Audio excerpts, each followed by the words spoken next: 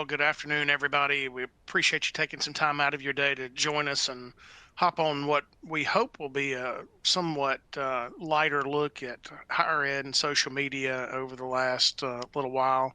I'm Will Crawford. I'm a partner here in our Jackson, Mississippi office and work primarily in higher education and with a number of governmental entities and a few nonprofits, but spend a lot of time in higher ed, and there's not a shortage of news associated with higher education. So that kind of led us to the idea of maybe we could do a little bit of a look back at some of the headlines for 2024 and some of the things that we saw on social media and learned about higher ed through social media. Uh, and Jack, I'll turn it over to you and let you kind of introduce yourself. Yes, hello everyone.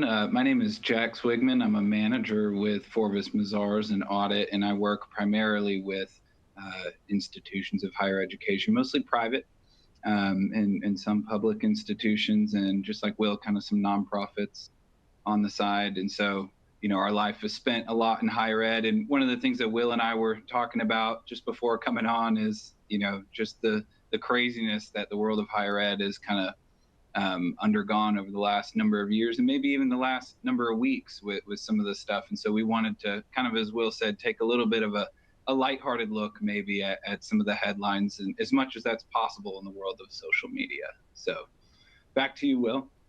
Right. And appreciate that, Jack. Yeah, this will be a little bit of a lighter discussion. Hopefully, we won't get too deep into any of the topics. If you do have a question or a thought, feel free to drop it into the Q&A. We'll be happy to look at those. You can also put, if you have any technical issues in the Q&A, you can drop those in there as well. But really kind of getting ready to dig in and look at what we're going to talk about today. We're going to look at some demographic trends in higher education, maybe also look at some geographic trends in enrollment, and then maybe talk about some of the higher current events in higher ed that we're seeing, and maybe look at some institutional pressures to see a handful of things that we noticed coming out of social media for last year.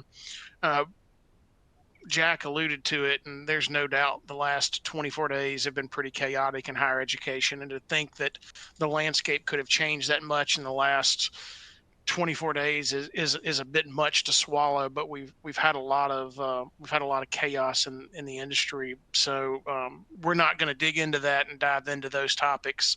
Those have been discussed and deliberated on campus, and we've had a number of our higher education summits that we do each year. Those have been ongoing starting at the first of this month. So for those of you that aren't familiar with those or haven't heard about those, a shameless plug for those events. We call those our R3 higher education summits. If you just do a little Google of Forvis Mazars R3, the letter R and then the number three, higher education summit, you'll get a list of dates and locations where we host those live summits. Would love for any of you who are in higher ed to jump out there and join us in those. We've had lots of great discussion about some of the topics that we're going to talk about today in those live sessions.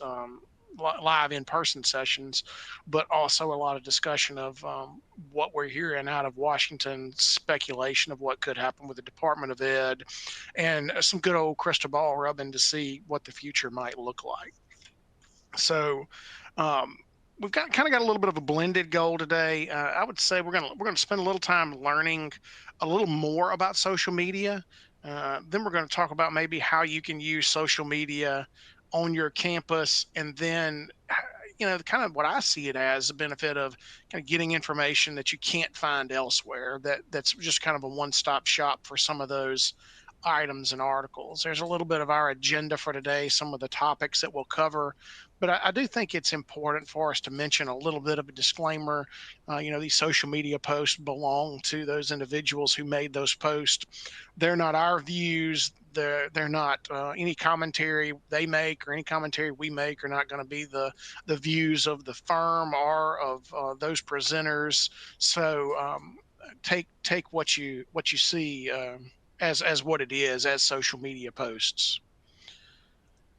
So from there, we'll jump into our first polling question. Our first polling question is, which social media platform do you use the most? Our options are A, X, formerly known as Twitter, B, LinkedIn, C, Facebook, D, I'm not active on social media, or E, unsure. We'll leave this up for about a minute for everybody to have a chance to respond. Will, I'd like to hear your answer to that poll question. You know, just for good old fashioned neighborhood Facebook page drama through the homeowners association, Facebook can be one of the favorites. But when it comes to professional matters, I'm a big fan of LinkedIn. And as we next, we'll talk about the algorithm of social media. Um, it has started. The algorithm has started pegging what it thinks I'll be interested in, and it's pretty good. Just a reminder, we'll have four of these questions that we'll get to throughout the process. So results on screen: 49% of people said Facebook, 17 LinkedIn, and then the other, and then a number about 20% not active on social media. I would think that's probably consistent with what we would expect.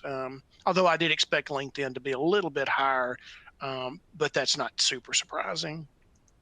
But really, kind of what's fascinating is the algorithm that works behind how social media works.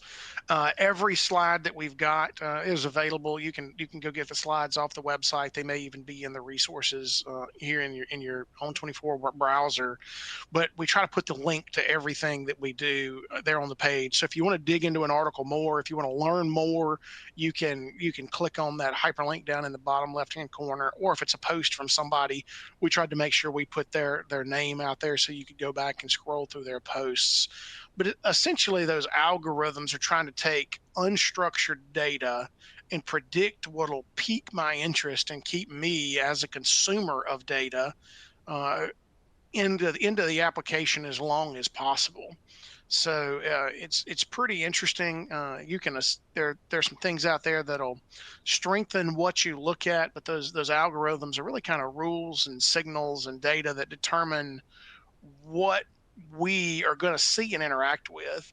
So what I learned throughout this process is, especially when I started following or paying closer attention to what was happening in higher ed for the purpose of this, and I would stay on top of longer posts and read those longer and have those on screen. The more higher ed information I digested, the more higher ed information that was provided.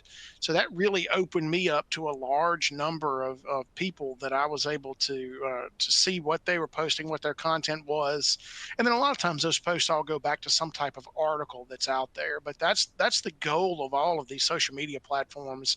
As that last bullet says, they want to keep you engaged and keep you on the site to keep their advertisements high, and to keep their supported or publicized items as high on the view list as they can and click rate as they can. And I definitely say that they were able to be successful on that with me in higher education news. I know Jack, you had some kind of thoughts on how algorithms work and what your experience with it was as we were getting ready for this.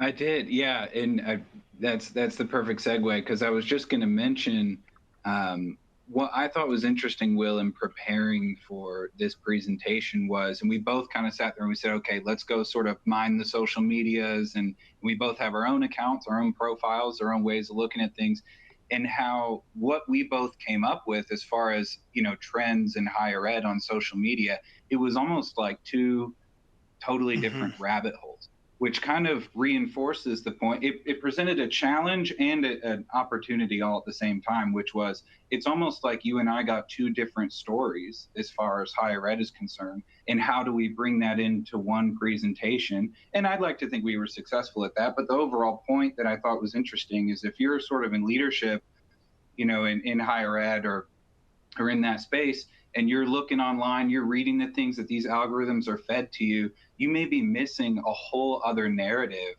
that somebody else Hmm. may be able to kind of shed some light on. And I think that was probably both of our experience, Will, in putting this together. Is that fair to say?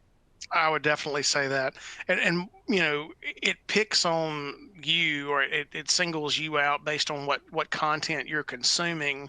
But I think there's also probably some geographic bias in there. So as we give examples or as we talk through some of the things that we've seen, I think it's important to note that both Jack and I sit in the southeastern part of the United States. I sit in Jackson, Mississippi, and Jack just recently moved from Dallas to Atlanta. So we're going to be a little more biased in that just the algorithm will probably be a little more biased geographically for us in the southeast, which kind of leads to the first slide, the first article we're going to talk about, and it's interesting.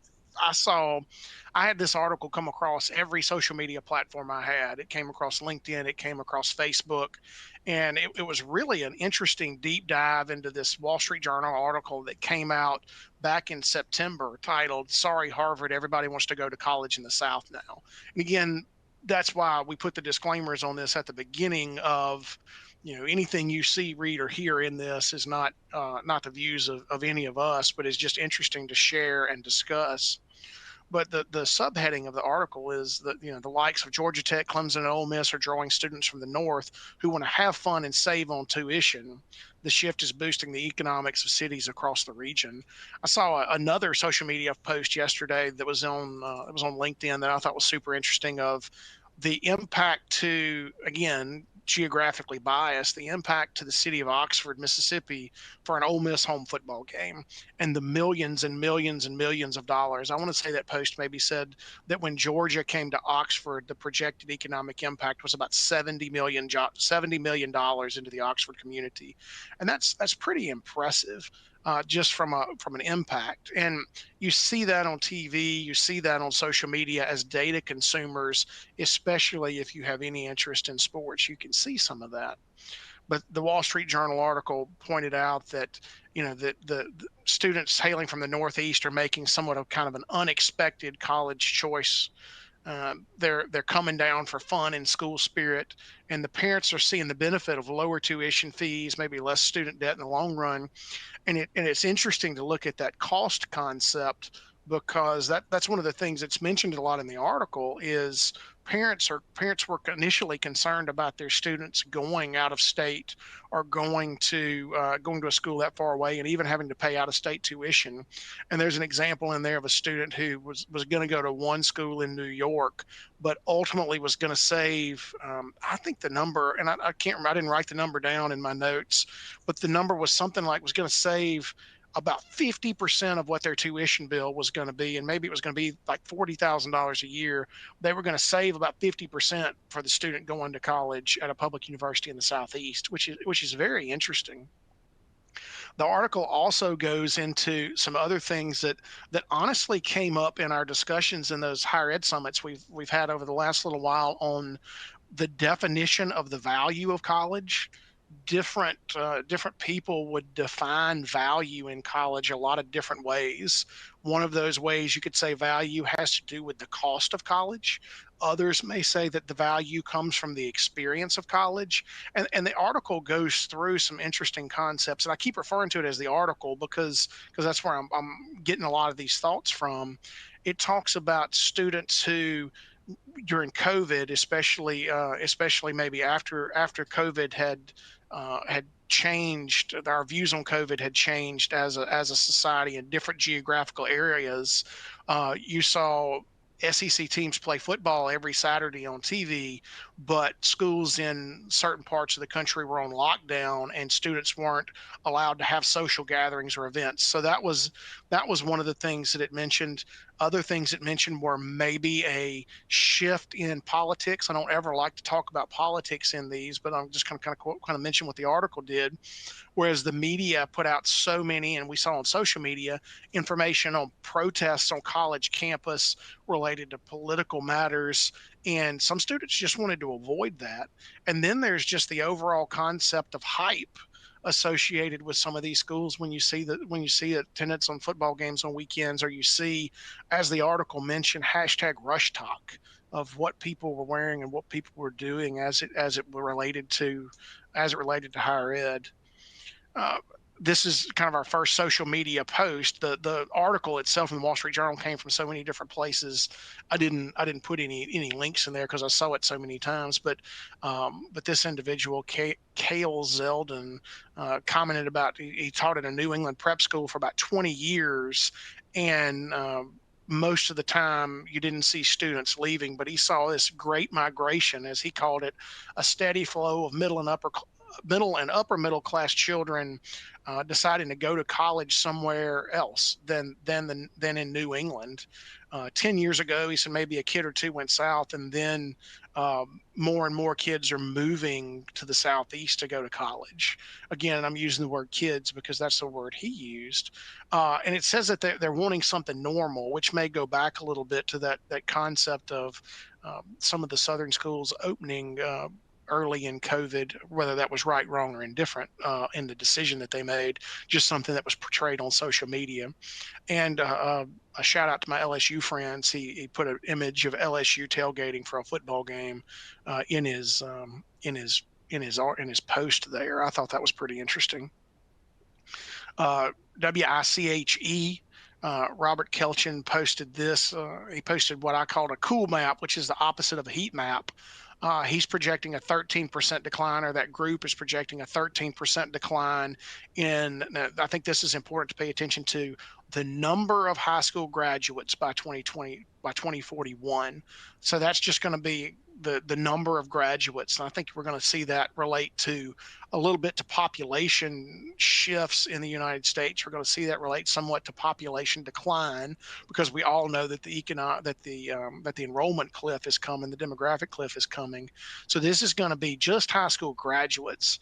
As we're going to talk about a little bit, Jack's going to talk about student recruiting and enrollment a little bit, just because that's what we see in the shift of college eligible students or graduating high school students. That doesn't necessarily mean that's going to be a shift in the number of students or what the projected enrollment in those individual locations, because we've got this concept of net shippers and net receivers as it relates to that geographical shift of migrating college students. But again, that's population changes a little bit in some of these areas. But we're seeing some of the results of that now locally. I mean, posted locally here in Mississippi, Ole Miss and Mississippi State saw record-breaking enrollment for the fall.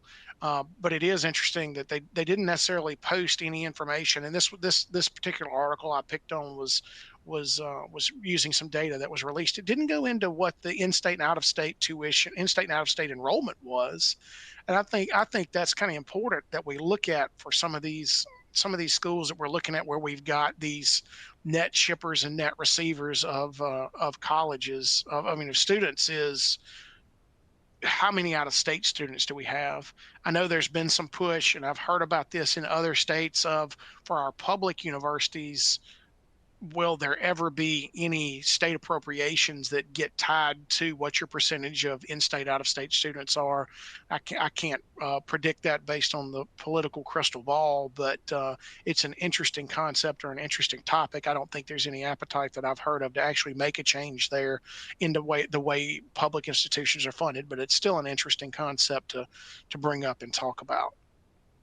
So with that, we'll go into polling question number 2. Polling question number 2, has your institution invested in marketing to students outside of your current geographical area?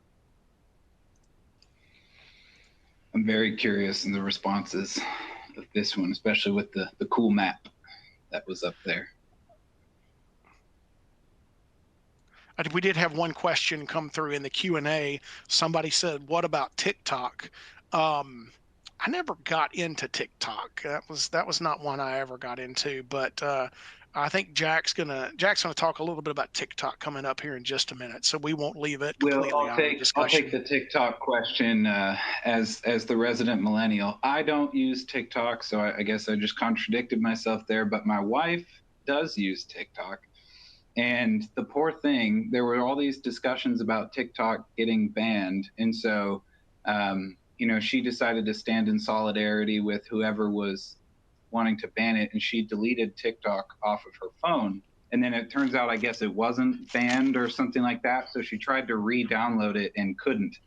And she was very upset about that. And I said, I think I have TikTok on my phone. And she was furious that I have access to TikTok and she doesn't. So that's, I guess, from the younger crowd in the TikTok. But, there are a couple of sides just to the question about TikTok that we have coming up that, my accountant itself, it made my insides burn. But I thought they were very interesting, and I'll just leave that as an ominous foreshadowing for a couple of the slides coming up. Okay, so Great. what are we seeing, Jack, take Will? it from there.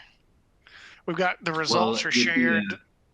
Yeah, 45% of folks said, yeah, we're all in recruiting in different geographical areas. very nice. That's good. Yeah. Okay, we ready to move on, Will? Let's do it. All right.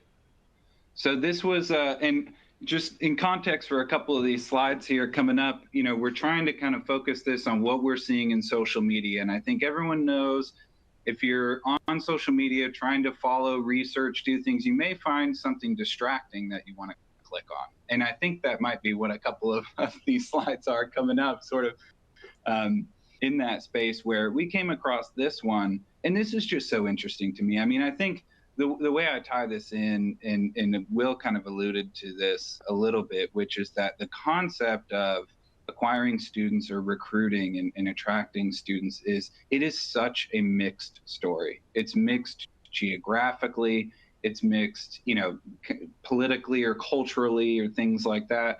It's just all over the place. And if you ask someone like me, I would say, wow, the whole vibe is shifting where it's all about low cost. It's all about low cost. And then you come across something like this, where someone is, spending $10,000 on an interior designer for a dorm room. I mean, what in the world? And so that just, to me, kind of showed, I guess, people are mixed out there. There's a lot of different things going on. Another one we saw, there's a company that's doing consulting for going into Greek life. I attended the University of Georgia for a bit, go Dogs, and I was one of the independents, as they called, so I took a little bit of heat for not being Greek. And so this one really stuck out to me, that not only are there people wanting to really dive into Greek life, but there's consulting folks jumping in on it. And the other thing that it said to me was, I think a lot of what may be out there in the marketplace is that the concept of a sub niche or something very niche, whether it's a company or a university, may have its own value and maybe more so in the past, where folks aren't as much now saying, oh, I'm in high school, the next step, go get my degree, then I'll go get my job. It's not like that's necessarily going away, but people may be much more intentional about defining, what exactly do I want? Do I want to, say, rush a fraternity? If I do, who's going to help me with that? Just a lot more of an intentional process than maybe was there before. Not to say Greek life consulting is now just the norm, certainly not, but thought it was interesting. And this is kind of the third strange one that we came across, where the somebody rushing in a sorority, they found an outfit. I think that I had to look up the hashtag OOTD.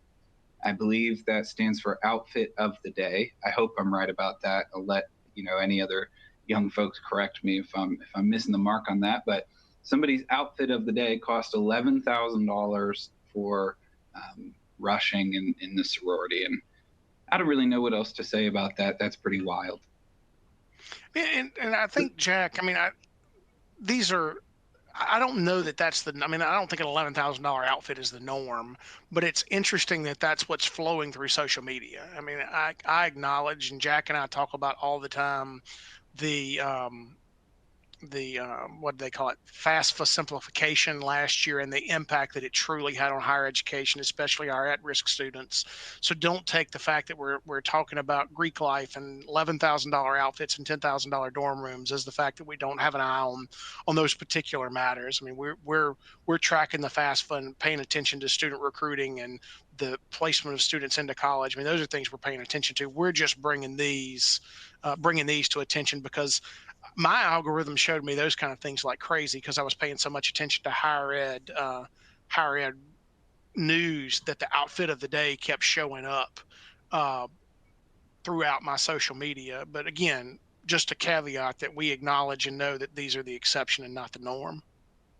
It will. That's a great point, and I think that actually really helps move into sort of the meat of what we're getting into here with the topic of recruiting. Is that just like you were saying, you're going through social media, you're deep in the higher ed space, in your social media and everything that you're in sort of online. And so it's going to feed you all these very intense, higher ed stories, like Hmm. somebody paying for Greek life consulting. And while those things exist and there may be a market for students out there interested in things like that, you could easily miss a bigger story that's happening, like the one we're seeing here, where the takeaway, David Rudder coming out and saying that, folks are really out there trying to strategize, sort of really calling the student debt issue to front of mind. Where again, maybe in the past it was a very simple equation of go to high school, get your diploma, go to college, get the degree. The degree gets you where you need to be, and there you go, you're set. With the student debt question coming more to the forefront, it may also be driving more intentionality into the decision that maybe wasn't quite as much there before. Maybe it was, certainly can't speak for everybody. But this one certainly showed the trend of, again, a lot more intentionality in what people are probably looking for out there, at least from the perspective of this individual. And so this one, the research showing reveals the true value of college education. I really liked this slide. It kind of resonated with me ultimately, where it asked that question: as the college tuition continuously rises, is an investment in your career through higher ed worth the price? And at least for me personally, I had sort of an interesting run through college where I ended up going and I got my bachelor's degree, got my master's degree, but in that time, I went to 5 different colleges. And I don't think most people really do that. But I sort of came to a decision point. I started at public university, and I had some money from grandparents and parents, and I found out that I just ran out at the end of the first year, and I was completely out of money. And so I had the option of student debt and taking on debt to continue to go there, or take a different option with college and save some money and possibly just work my way through college. And it was interesting because that's kind of the way that I thought about it. And some people, kind of like Will was saying earlier, I took much more the cost approach to college. And some folks may be looking at it as sort of, not that cost is completely irrelevant, but looking at it more in a future standpoint and saying, here the bachelor's degree holders earn an average of 32,000 more. So I may be saying, okay, cost isn't as much of a factor as much as it is what is my earning potential on the other side. And moving kind of down towards this last one, I thought this was really striking. The last point, the key isn't just getting any degree; it's making strategic choices that align with your goals. And I think there's something we have a little bit later too that I'll kind of tease now. Is there was one school that had some success where they ultimately focused really heavily on their advising and drilling in on saying, okay, folks are asking more questions, maybe about what is the value of college education, and really identifying advising, maybe even at the high school level and in the college level, of being more intentional in that advising, both from a retention standpoint and a acquiring new students standpoint, of saying, okay, before we just say, let's go to college, let's get our degree, why are we doing this?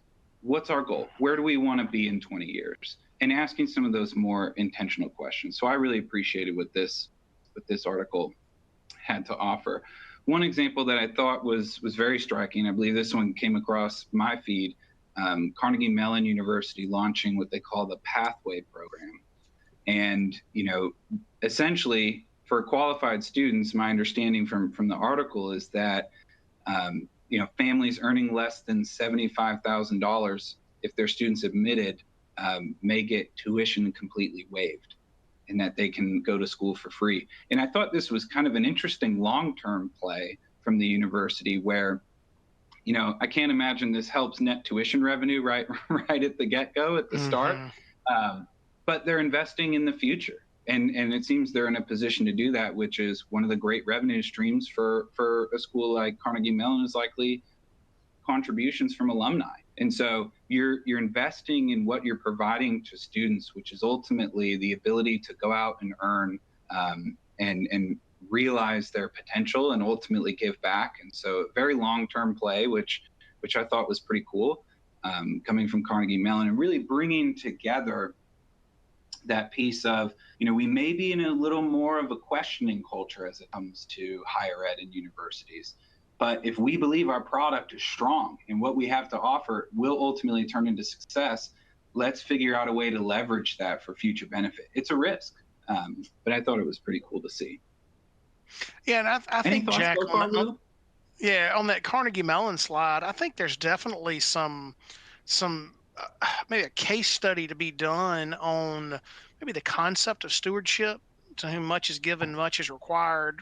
Will those students who had tuition waived and were able to go to school without having to incur that significant amount of debt, will those students feel more compelled to donate to the institution once they leave? Maybe even as young alumni just entering the workforce, would they feel more compelled to start giving back at an early age, or early in their careers? I think that could turn into an interesting case study for them years down the road. Yeah, I really hope that's tracked at kind of a detail level, because that's a beautiful question. I think that's right on point. That seems to be the play that's being made, and hopefully that pays off. So this one was also interesting, kind of in that same space, where there's schools out there that they're easing admission anxieties, and that probably comes at an appropriate time with the sort of FAFSA debacle that may have been out there, and causing some of the troubles in the enrollment and admission process, where ultimately some folks are just saying, look, if you have this GPA and you're going into this major where maybe there's some capacity, or this program, let's go ahead and admit you. We'll figure out the rest later, and we'll put together something that works for everybody. So this one, I believe this came across my feed, where Chanel Watson comes out and says our biggest competitor is a non-college going culture, and that's kind of a scary one, I think, for higher ed out there. I know I've had some conversations with folks in institutions, especially kind of private institutions, worried about this concept. And I sat and thought about it for a little bit, and even sort of in my own life with my family. So I have a kind of interesting, unique family situation where my parents had two children, myself and my older sister. We were very close in age. Then about 10 years later, my parents adopted a boy and a girl. So we had sort of almost a generational gap in the four children that my parents ultimately had. And watching, when I was going through high school, and I graduated high school in 2011, when myself and my sister were going through high school, the culture, at least in our space and where we were, was, what school are you getting into? What college are you going to? What school are you going to? Oh, my son, my daughter got into this school, and that's where they're going. And ultimately, the best school that you get into is the one you go to. That's what makes the most sense.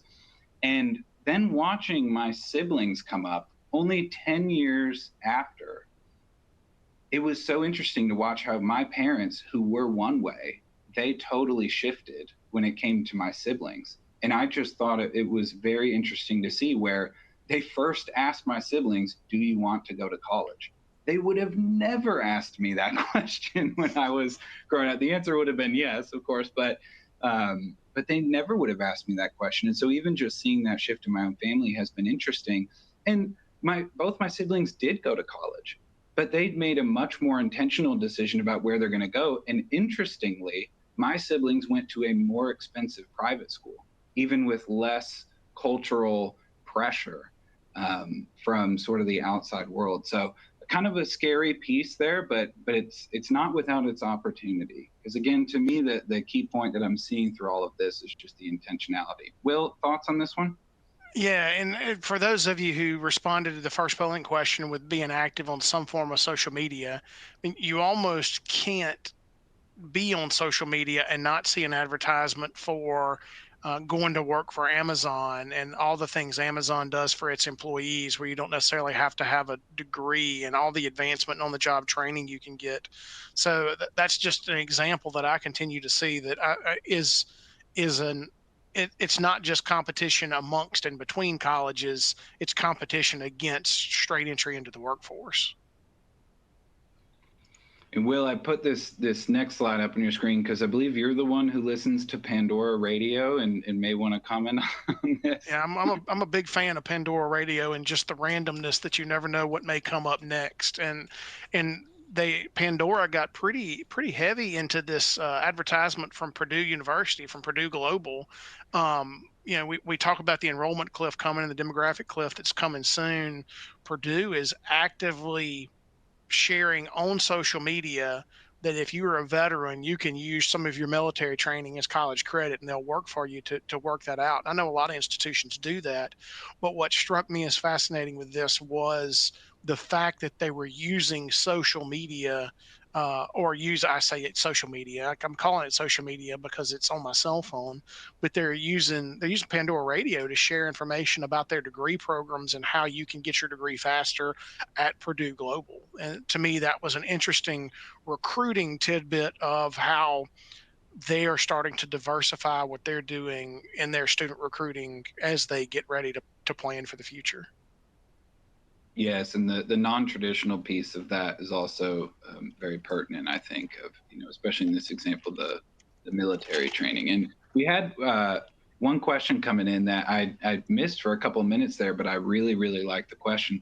Are any schools doing more business etiquette or business environment preparedness classes? I love this question, and this is something I graduated from University of North Texas. And what I love, and I know this isn't just at UNT, of course, but what I loved about UNT is, at least in the accounting program, they have a dedicated business etiquette and professionalism class. I think it's for 1 credit hour, but it's required to graduate with the accounting degree, is my understanding. I believe it was when I was there. And as I was involved with, even as an alumni, kind of going back and helping out with the accounting program, they put more and more resources into that. So I don't know as much maybe on a national side, but I imagine this is something that folks are pushing more towards into. I know my alma mater certainly is, because this is really helping students stand out in the workplace, where firms coming in or whoever it is, finding professionalism. And we'll touch on this, I think, a little bit when we get into the technology phase, is that human skills are going to become more and more and more important as technology really comes in to backfill a lot of the data entry and lower skilled work, to just use a colloquial term. The business etiquette, I think, is going to be very important in the future, at least in my opinion. So Well, great and question. I'm a parent of a 4 and an 8-year-old, and this is a great segue into this next slide, where this president CEO of this particular institution, their institutional executive officer, is very proud of his university and is touting it online as much as he can. Could you use that business etiquette or job preparedness through your programs as a marketing tool on social media? Is that something you could share? I've got 2 kids who are still in elementary school, but um, that's something that I probably, as a parent, would pay attention to and think about when, as I work with my kids over their college choice of where they want to go or what they want to do. That's an interesting thought. How do we sell ourselves in higher ed? Is that something that could be marketed to parents? I would certainly be thrilled if you all did that. I've got a 3-year-old and a 1-year-old. My 1-year-old son, I'd appreciate him getting some business etiquette, because he struggles right Yeah, now with. the other thing I continually hear, and we talked a lot about social media, and I'll mention Jeff Spears with CFO Colleague. He's one of the most interesting follows I've got. Jeff tells it like it is, but he did a series or a run of posting record enrollments. And anytime a school posted on social media about record enrollment, he would repost it because he wanted to spread good news throughout higher education. And I love to see all that information about record enrollment. But as a parent, I want to hear about your record sophomore class. Just I keep hearing about record freshman classes. Tell me about that record sophomore class and make me get that warm fuzzy feeling on the inside as a parent. And we may have had a technical difficulty with Jack. Are you there, Jack? He's not there, but I'll kind of pick up where he was, and John is the president and CEO of this particular school in Southern California. And to me, this was interesting for two different concepts. Number one, he has the whole health concept of their institution was interesting, to have a whole health education to focus on self and well-being and taking care of their students, which makes sense considering that they're an institution that pays a lot of attention to health sciences. That's one of their primary focuses. But I'll ask you back as an institution for each of, and you. This is an internal question that you can just answer yourself. Are you is your IEO, your institutional executive officer, whether that's a president or a chancellor or in this case CEO, are they your biggest champions on social media? Are they making sure that your mission from the top is clear to to all of your stakeholders? I think that's an interesting question to ask as we kind of move into social media. It looks like Jack's back, and with that, we can move to the next slide. Yeah, sorry about the tech issues there. This is kind of the last one in the recruiting space that I thought was great.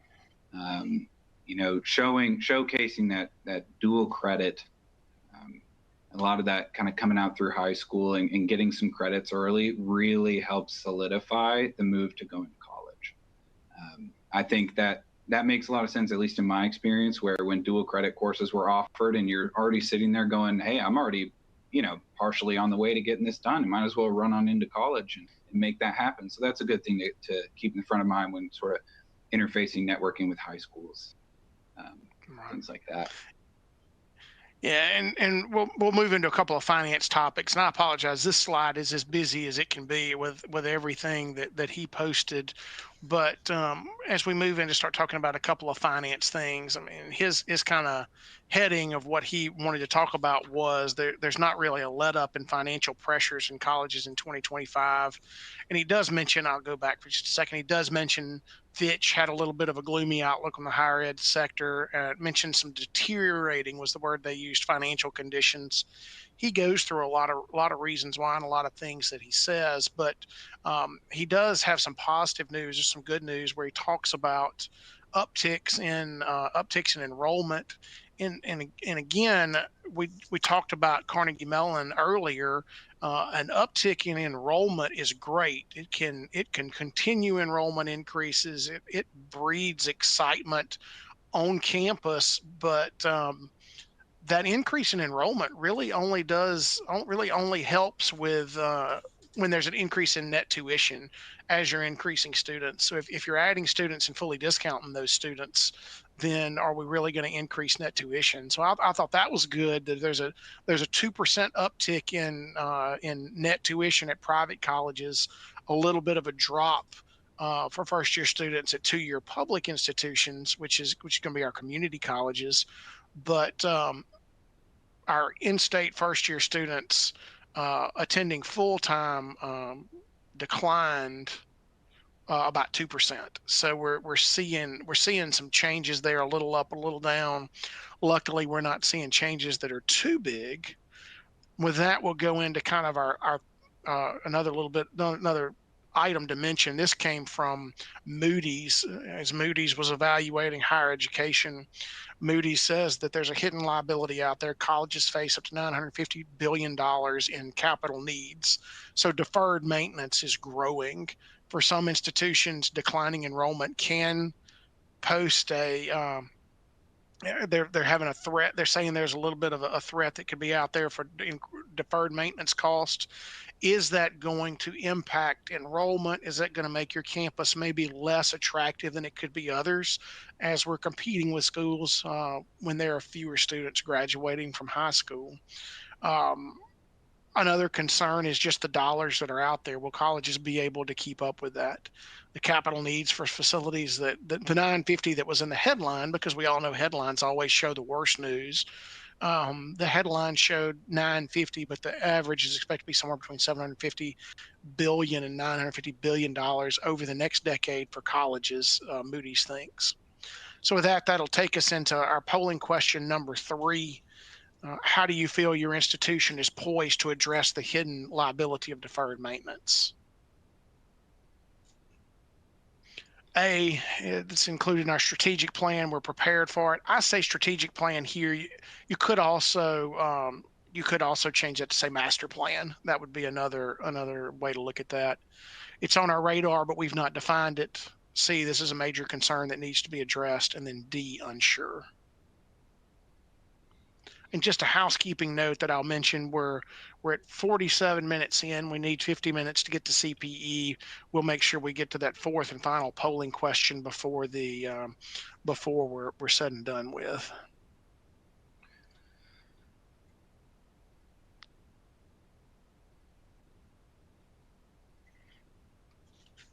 And when our minute's up, we'll see what those results are. Yeah, it'll be an interesting one. Let's see. Pretty even. Yeah. I'm happy to see right around the most. Well, I guess the most is unsure, but second highest is we prepared for it. We're thinking about it. It's on the radar. That's a good chunk of it. Yeah, and some of that could be based on the audience of who's actually signed up to participate today. If we've got folks that aren't involved in that, unsure could make sense, especially if you've got somebody who's in student financial aid or something like that. Great point. Again, Fitch put out deteriorating was the word they use. They've got a lot of different concepts or thoughts. Worried about uneven enrollment trends. I think that uneven concept means that we're looking at some increases, some declines. Growing cost on campus at our R3 higher ed summits. There's a really good session that we've been doing. It's my second favorite session out of the 6 hours of CPE that we do in those. It's really interesting on evaluating expenses on campus and how some cost you just can't do a whole lot to control that have increases. Things like insurance you can't control a lot. If you're a public institution, your health insurance cost or your pension costs you can't control. So we've got increasing costs that are impacting tight budgets. So that's just another kind of finance thought to mention. And then as we continue to look at finances, here are two announcements that we saw out there. One of those is Brown University's got a $90 million budget deficit. They're trying to take some proactive steps to tackle that head on. There are a number of articles like this that I saw come across social media during the year of budget deficits and cuts that are coming, but their aim is to shrink the deficit by $60 million by 2026 through strategic operational changes. That's cutting about $30 million a year. It reminds me of a Grateful Dead song that I'm a big fan of that says "Too much, too fast."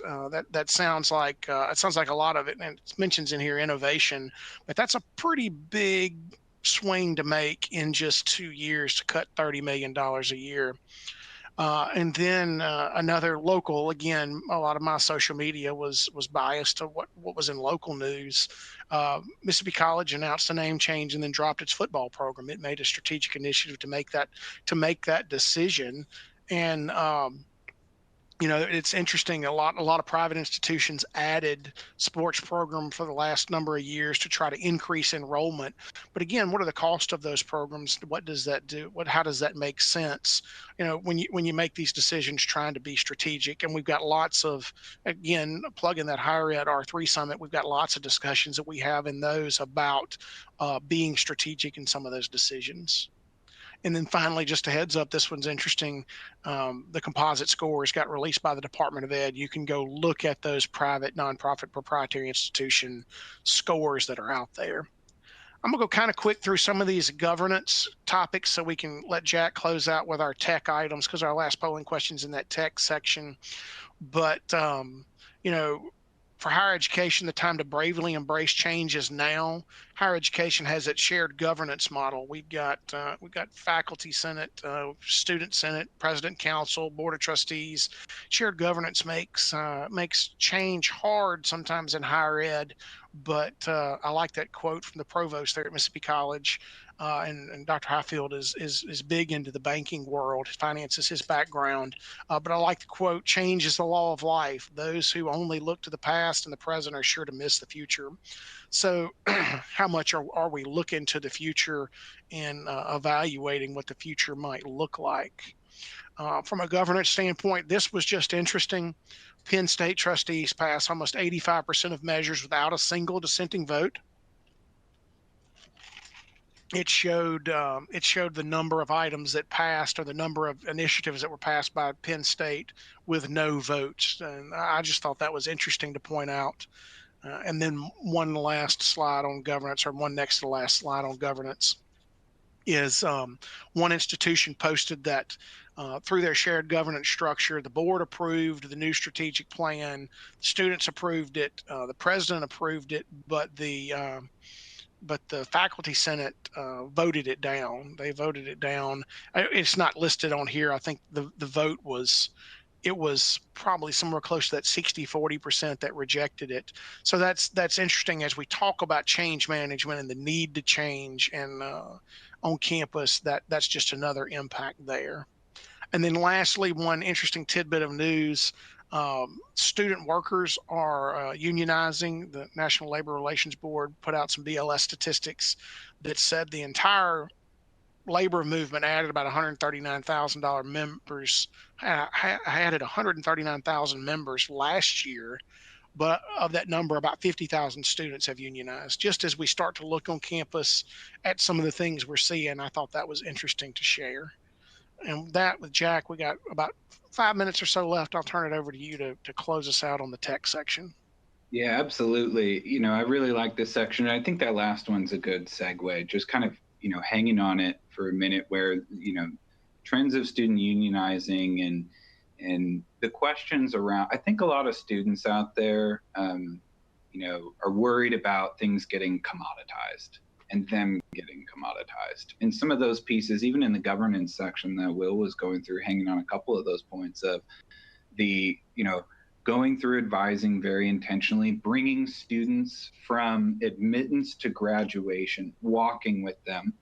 This is very important in the world of AI and coming forward in tech. And I reached out to my brother, who's currently a college student at a school up in Kansas, and I was curious. I said, what are they telling you guys? He's a senior. He's about to graduate. I said, what is, if you could boil down to what the school is saying, here's what you need for the work world, because I think it's mostly a liberal arts school, and his resounding answer was character.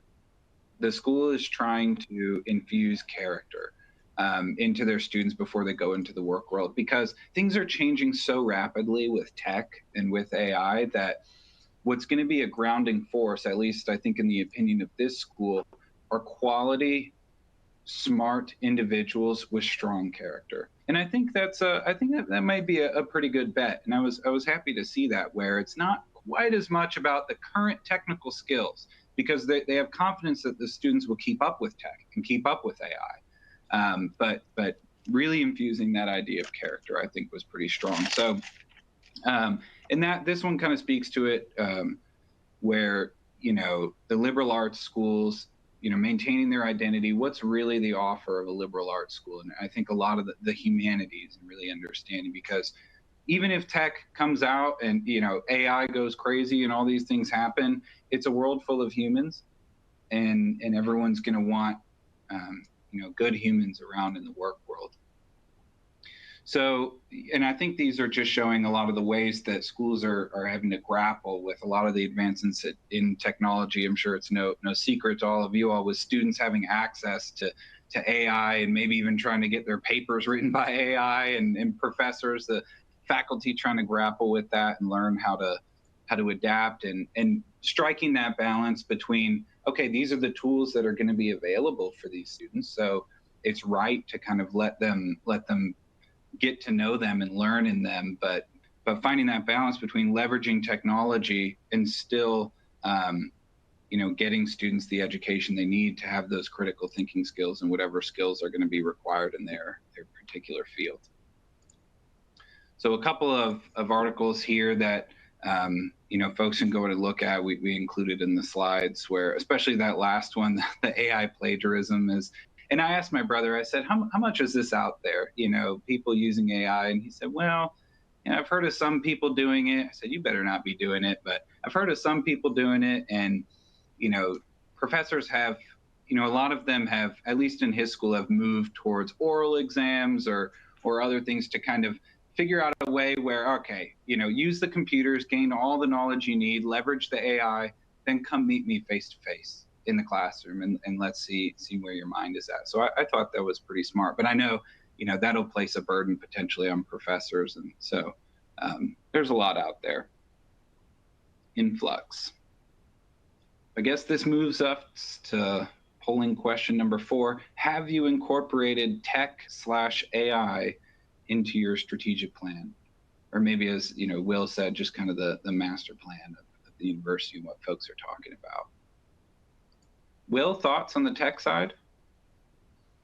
You know, what as we continue to have strained resources and try to be as lean as we can on college campuses, especially on the administrative side of the house, I continue to hear about process automation ideas on how AI can be used to streamline processes, get a 10-click process down to a 5-click process. That's one of the things I've heard about some. The other is making sure you've got guardrails around artificial intelligence for data security, making sure you're Mm, not putting student data into something that could be it could end up in the public domain somewhere. Those that's are a kind great, of two of the big things I've heard of. kind of mixed responses Yeah, on this. but the Interesting. the largest one being yes, which is somewhat encouraging, I guess, especially at the future. I think if we probably had a lot of the academic side of the house in the faculty side of the house in the room, I would be interested to see what that number would look like. Well, that's going to wrap us up.